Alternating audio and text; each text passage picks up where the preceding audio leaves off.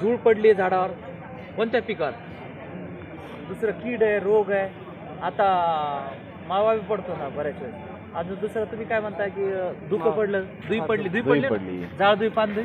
कांद्याला काय त्रास होतो ते सांगा मला. त्याच्यावर लगेच पर्पल करपा येतो. आता मी काय म्हणतोय त्याला कोल्ड स्ट्रोक लागतोय शेंड्यांना, हा बरोबर आहे का? हा, शेंडे म्हणजे पिवळे सकाळचं ते वातावरण असतं ना, हा, थंड शेंडे असतं पिवळे पडतात. आणि त्याच्यावर ते दव असतात, ते थंड दव असतो, त्याच्यामुळे त्याला कोल्ड स्ट्रोक लागतो. त्याच्यामुळे शेंडे करपायला सुरुवात होते. हा. तुम्ही म्हणता करपा पडला जिथे त्याच्यासाठी जर आपण तुम्ही सकाळी सकाळी असे स्प्रिंकलर तुमच्याकडे असतील, तुमचा बेनिफिट पर्पज झालं का?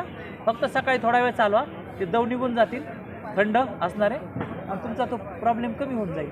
तिसरा आहे खतं, औषधं, बुरशीनाशक, वरतून फवारणी याच्यावर टाकून घेतो पाण्याबरोबर टाकून. पाण्याबरोबर.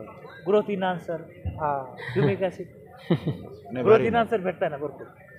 येतं लक्षात? हो. हे बेनिफिट. आणि चौथा बेनिफिट काय? जर्मिनेशन.